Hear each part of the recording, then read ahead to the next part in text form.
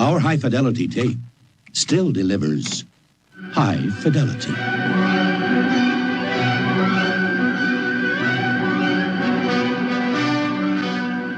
Forget the vinyl revolution. For old school music fans who remember that iconic commercial, cassettes are making a comeback. There's a surprising surge in sales of one of the most fragile and most frustrating formats of music ever sold. Superstars Ariana Grande, Kendrick Lamar, and Lady Gaga are among those offering their newest songs on cassette tape. Our Scott McFarlane found out why some are looking back. For cassette collector St. Virgil, there's a thrill in chasing tapes. She and other attendees at the inaugural New York City Tape Fair last Sunday in Brooklyn are part of the format's return. I got this case, which actually has all of my singles. And the ones on the top here, I actually won in an eBay bidding war. It's a bit different from their heyday. For that, we have to hit rewind.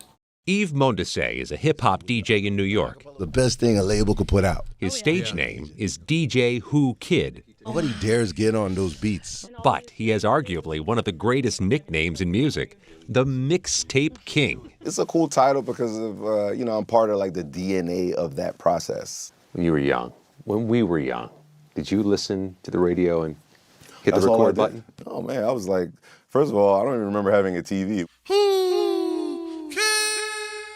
The Mixtape King eventually took it to a different level. This is not a mixtape.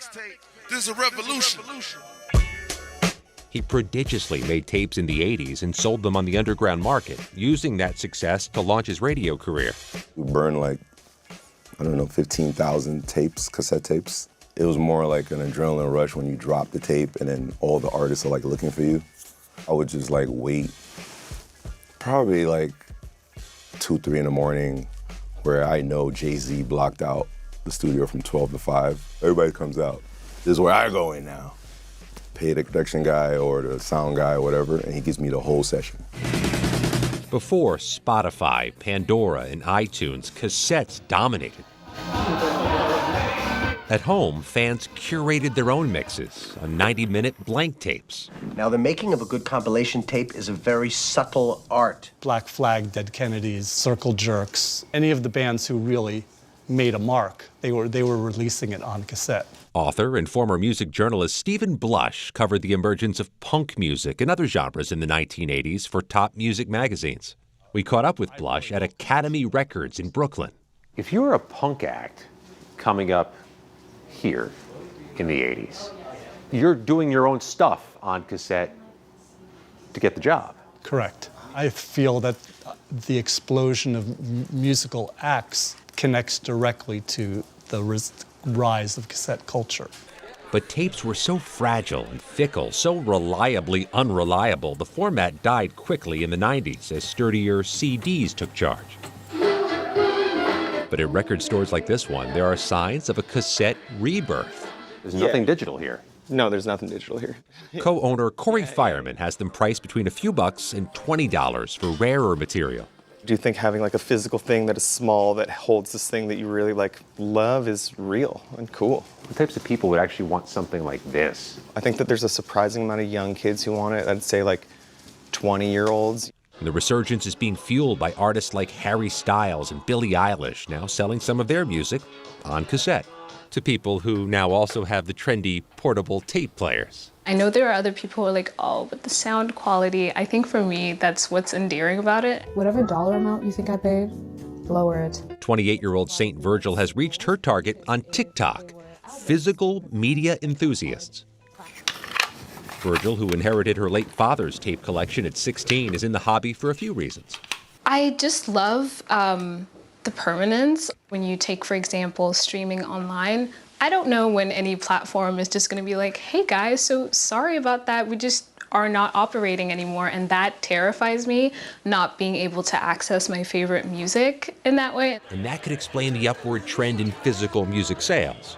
The Recording Industry Association of America reported $2 billion in physical revenues last year, still mostly from vinyl and CDs, but that's up 5% from the year prior. But it's not just about access to music. Chunks of American culture and history were recorded only on cassettes.